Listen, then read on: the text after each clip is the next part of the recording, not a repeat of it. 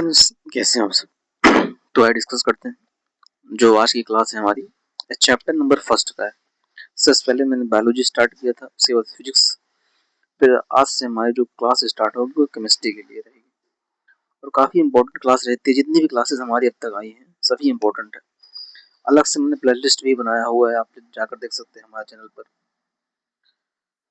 तो आइए डिस्कस करते हैं। केमिस्ट्री की पहली क्लास है। जो पहली क्लास का जो पहला चैप्टर है वो है मैटर, मतलब पदार्थ। तो पदार्थ है क्या? देखो अक्सर हम बेसिक से पढ़ते चले आए हैं, लेकिन जो कंपटीशन लेवल है आज का, तो हमें उसको डिटेल में पढ़ना पड़ेगा। चलिए समझते हैं फिर। देखिए, पदार्थ होता क्या है, हिंदी इंग्लिश दोनों में, जिसको जो समझ में आए अपना पढ़ लीजिए। देखिए, पदार्थ है क्या, व्हाट इज मैटर। तो जो स्थान घेरता है, घेरती है और जिसका द्रव्यमान होता है उसे पदार्थ कहते हैं। सेकंड दिया गया है कि मैटर के कण, मतलब जो पदार्थ के कण है, बहुत पदार्थ बहुत छोटे छोटे कणों से मिलकर बना होता है।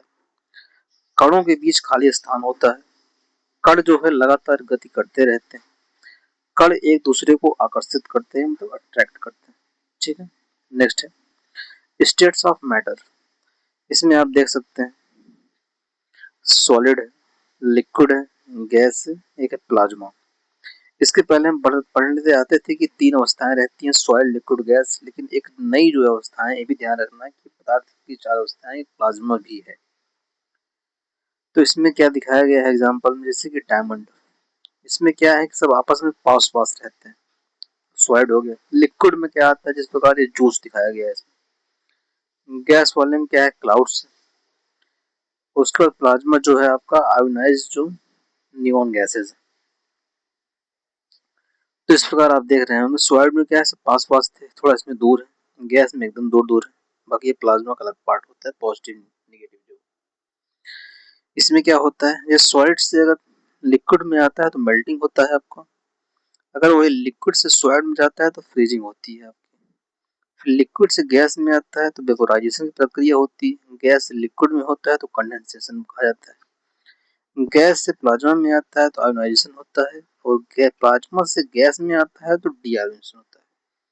एनर्जी टेम्परेचर्स होते हैं सब।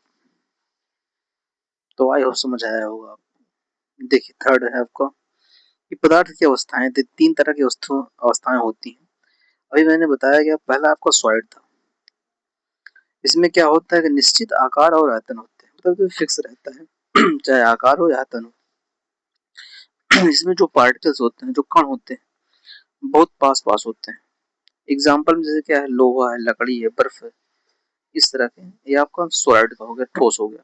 द्रव क्या है, निश्चित आयतन लेकिन निश्चित आकार नहीं होता है, पात्र का आकार ले लेता है। जैसे उदाहरण में है आपका पानी है, दूध, तेल है। इसमें क्या होता है कि आयतन तो निश्चित, लेकिन आकार कोई निश्चित नहीं होता। जिस पात्र में रखेंगे, जिस बर्तन में रखेंगे, उसी का वो शेप ले लेता है। ये दो अवस्थाएं होंगी आपकी। थर्ड है आपका गैस। ना निश्चित आकार होता है, ना निश्चित आयतन होता है। इसमें जो पार्टिकल्स होते हैं बहुत दूर दूर होते हैं। एग्जाम्पल में ऑक्सीजन है, एयर है, एलपीजी है। इसे वो कोई ना सेफ है, ना ही आपका कोई मालूम होता है। नेक्स्ट है आपका, ये मैंने अभी बताया आपको ना, सॉलिड से आपका गैस में हुआ, गैस से लिक्विड। ये प्रक्रिया इस तरह से होती रहती है। उसके बाद बताते हैं आपको डिफ्यूजन, मतलब प्रसरण। ये क्या होता है, कणों को अपने आप मिलना डिफ्यूजन कहलाता है। एग्जाम्पल जैसे इत्र की खुशबू फैलना, ये आपका डिफ्यूजन हो गया। नेक्स्ट है आपका सब्लिमेशन, तो ऊर्ध्वपातन। इसमें क्या होता है, ठोस को सीधे गैस में बदलना, ये सब्लिमेशन होता है। एग्जाम्पल जैसे कपूर है, नेफ्थलीन है। ये क्या है, ठोस में रहते हैं, इसे चलाते हैं तो क्या सीधा गैस में कन्वर्ट हो जाते हैं। यह प्रक्रिया जो है सब्लिमेशन की होती है। नेक्स्ट है आपका मेल्टिंग पॉइंट, मतलब गलनांक। जिस तापमान पर ठोस में द्रव में बदलता है वो आपका मेल्टिंग पॉइंट है। फिर आता है बॉइलिंग पॉइंट, मतलब क्वथनांक। इसमें क्या होता है कि जिस तापमान पर द्रव गैस में बदलता है वो आपका होता है बॉइलिंग पॉइंट। हो गया आपका 6, 7। 8 नंबर क्या है, इवापोरेशन, मतलब होता है वाष्पीकरण। तो इसमें क्या होता है, द्रव का सतह से गैस में बदलना, ये आपका इवापोरेशन हो जाता है।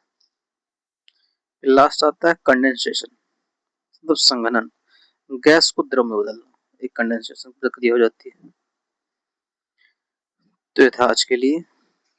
अब आइए एमसीक्यू देख लेते हैं किस तरह से मतलब क्वेश्चन आ सकते हैं। दोनों हम लेकर चल रहे हैं जो समझ में आ जाए। आइए समझते हैं। देखिए पहला पूछा गया है आपसे कि मैटर है क्या। अभी मैंने आपको बताया था कि पदार्थ होता क्या है। चार ऑप्शन आपके सामने दिया गया है कि जिसके पास केवल रंग हो, ऐसा हमने कुछ कहा नहीं भी। सेकंड क्या है, जो स्थान घेरता है वो द्रव्यमान रहता है। थर्ड केवल गैस है, केवल द्रव, कुछ नहीं। ऑप्शन नंबर आपका बी हो जाता है यहाँ से कि जो स्थान घेरता है वो द्रव्यमान रखता है। नेक्स्ट है आपका, पदार्थ के कण कैसे होते हैं, स्थिर होते हैं, बहुत बड़े होते हैं, लगातार गति करते हैं या दिखाई नहीं देते। जो पदार्थ के कण जो होते हैं ये लगातार जो है गति करते रहते हैं, मतलब कंटिन्यूअस मूव करते रहते हैं। नेक्स्ट है आपका, किस अवस्था में निश्चित आकार और आयतन होता है, गैस में होता है, द्रव में होता है, ठोस में होता है या प्लाज्मा में होता है। तभी मैंने आपको बताया था ना कि सॉलिड जो होता है इसका आकार और आयतन दोनों निश्चित होता है।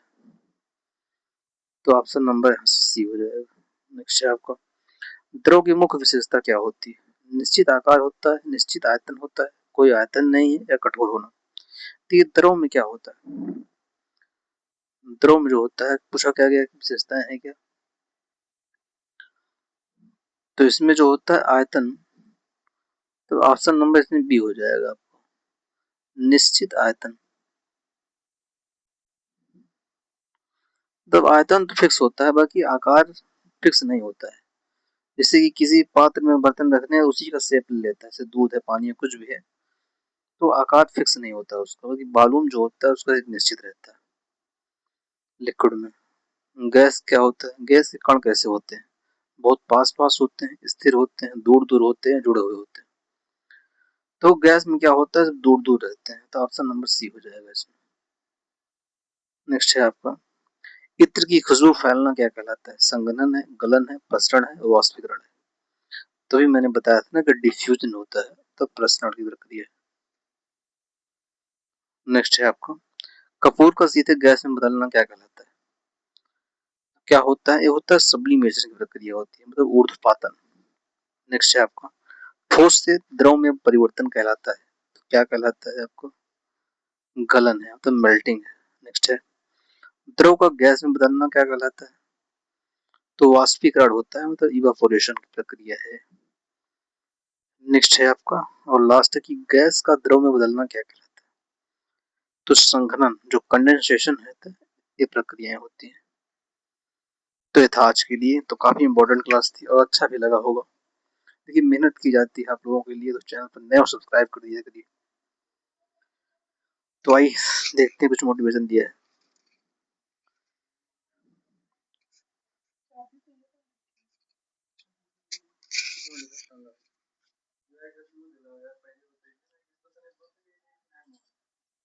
खुला हो